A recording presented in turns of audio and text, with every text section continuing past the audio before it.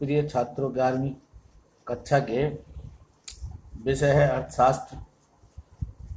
इसमें अर्थशास्त्र से धन संबंधी जो परिभाषाएं हैं उनके बारे में है। जो मार्शल द्वारा अर्थशास्त्र की परिभाषा है उन्होंने जो दी है, तो उसकी जो विशेषताएं हैं उसको बताते हैं। अर्थशास्त्र की मार्शल द्वारा प्रतिपादित अर्थशास्त्र की विशेषताएं। नंबर 1, मार्शल ने अर्थशास्त्र को राजनीतिक अर्थशास्त्र से अलग करके एक स्वतंत्र विषय अर्थशास्त्र का नाम दिया है। नंबर 2, मार्शल ने धन के स्थान पर मनुष्य को प्रमुख स्थान दिया है, क्योंकि धन साधन है और मनुष्य साधन साध्य। इस प्रकार उन्होंने मानव को अर्थशास्त्र का प्रमुख अंग भी माना है। अब नंबर 3 आता है, अर्थशास्त्र में सामान्य, सामाजिक तथा वास्तविक मनुष्य की आर्थिक क्रियाओं का अध्ययन किया जाता है। नंबर 4 आता है, अर्थशास्त्र मानव के जीवन के साधारण व्यवसाय का अध्ययन करता है। इसका आशय यह है कि मनुष्य की उन क्रियाओं से लगाया जाता है जिनका संबंध दैनिक जीवन से है। नंबर 5 है, अर्थशास्त्र में मनुष्य की क्रियाओं के केवल उस भाग का अध्ययन होता है जिनका संबंध धन कमाने व खर्च करने से होता है। नंबर 6 है, अर्थशास्त्र के अंतर्गत केवल उन्हीं आर्थिक क्रियाओं का अध्ययन किया जाता है जो आर्थिक कल्याण में वृद्धि करती हैं। नंबर 7 आता है, अर्थशास्त्र केवल ऐसे मनुष्य की क्रियाओं का अध्ययन करता है जो समाज में रहता है और समाज से प्रभावित होता है तथा समाज को प्रभावित भी करता है। नंबर 8, अर्थशास्त्र एक विज्ञान है, उसका अध्ययन वैज्ञानिक आधार पर किया जाना चाहिए। अब है कि मार्शल द्वारा प्रतिपादित अर्थशास्त्र की परिभाषाओं की आलोचनाएं। ये तो पहले हो गई विशेषताएं, अब हो गई आलोचनाएं। हमारे बहुत सारे अर्थशास्त्री जो रॉबिन्स से संबंधित हैं वे मार्शल का विरोध करते हैं, और जो रॉबिन्स से संबंधित या इनके अनुयायी हैं उनका मार्शल विरोध करते हैं। तो ये भी कहा जाता है कि जहाँ 6 अर्थशास्त्री बैठे हों वहाँ पर 7 किसी भी चीज़ की 7 परिभाषाएं निकल के आती हैं। वो 7वीं क्या होती है परिभाषा, 6 की तो 6 व्यक्ति अर्थशास्त्रियों के नाम पर हो गई, और 7वीं उन सब का एक निचोड़ होती है। इस प्रकार से ये कहा जाता है अर्थशास्त्र के विषय में कि जहाँ पर 6 अर्थशास्त्री बैठे हों वहाँ पर किसी भी चीज़ की परिभाषा की बात चल रही हो, किसी विचार की बात चल रही हो, तो वहाँ पर 7 परिभाषाएं या 7 विचार निकल करके आते हैं, जबकि व्यक्ति होते हैं 6, लेकिन 7वीं जो होती है वो उन सभी का निचोड़ होती है। तो आलोचना है, इसमें इनके कटु आलोचक रॉबिन्स जी को माना जाता है। तो उन्होंने इसमें कहा है कि इनका नंबर 1 जो आलोचना है कि मार्शल की जो परिभाषा है वे श्रेणी विभाजक हैं, विश्लेषणात्मक नहीं है, जबकि रॉबिन्स की जो परिभाषा है वो श्रेणी विभाजक नहीं है, विश्लेषणात्मक हैं।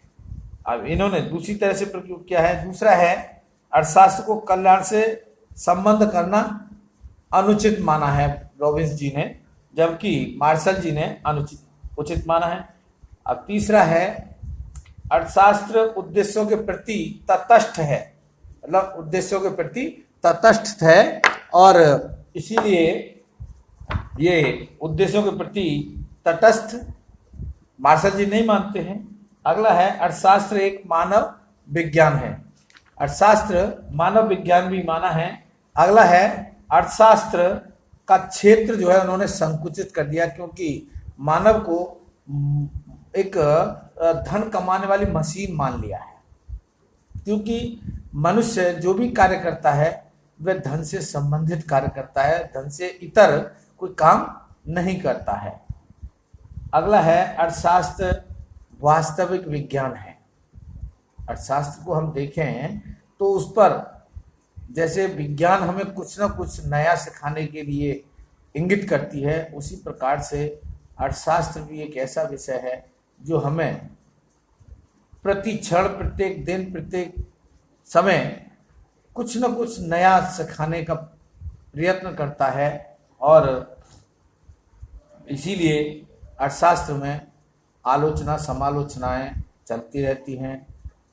इनकी अलग अलग अपनी अपनी परिभाषाएं हैं। कुछ धन से संबंधित परिभाषा देते हैं, कुछ कल्याण से संबंधित परिभाषा देते हैं। तो इस प्रकार से आज प्रोफेसर मार्शल की द्वारा दी गई परिभाषाओं की विशेषताएं और आलोचनाएं हैं। अब दूसरा आता है रॉबिन्स द्वारा परिभाषाओं की विशेषताएं और आलोचनाएं। तो प्रोफेसर रॉबिन्स की जो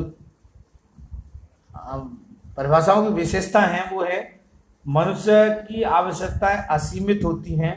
जैसे ही एक आवश्यकता की पूर्ति हो जाती है, दूसरी आवश्यकता तुरंत ही सामने आकर के खड़ी हो जाती है। दूसरा है, मनुष्य के पास साधन सीमित होते हैं। नंबर तीसरा है, आवश्यकताओं की तीव्रता में अंतर होता है।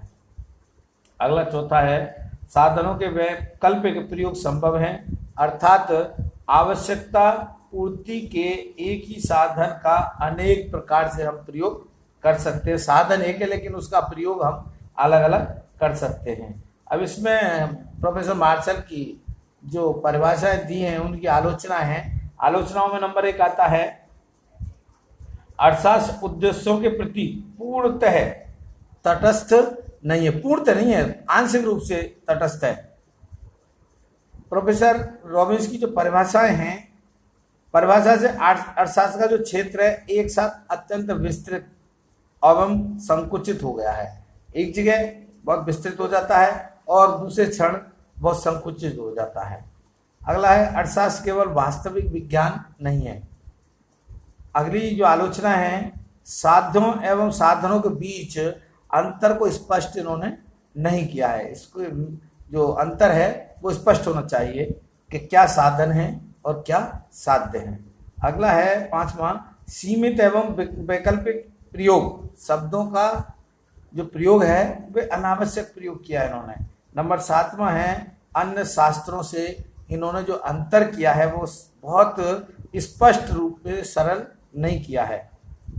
अगला पॉइंट है, केवल निगमन प्रणाली का इन्होंने प्रयोग किया है। निगमन का, आगमन का नहीं किया, केवल निगमन प्रणाली इन्होंने अपनाई है। अगला 8वां है, स्थैतिक परिभाषा। 9वां नंबर है, मानव व्यवहार सदैव विवेकपूर्ण नहीं होता है। जो मानव का व्यवहार है वह हमेशा विवेकपूर्ण नहीं होता है। भाई कभी विवेकपूर्ण हो सकता है कुछ क्षण के लिए, कुछ परिस्थितियों के अनुसार, लेकिन हर समय विवेकपूर्ण नहीं रह सकता। उसमें विवेक के बगैर तो मनुष्य का जीवन ही बेकार है। अगला है, सामाजिक पक्ष की उपेक्षा होती है, जिसमें अधिक समाज का कल्याण हो, ऐसे की उपेक्षा करना अर्थशास्त्रियों के लिए ठीक नहीं है। अगला है, सैद्धांतिक पक्ष की प्रधानता।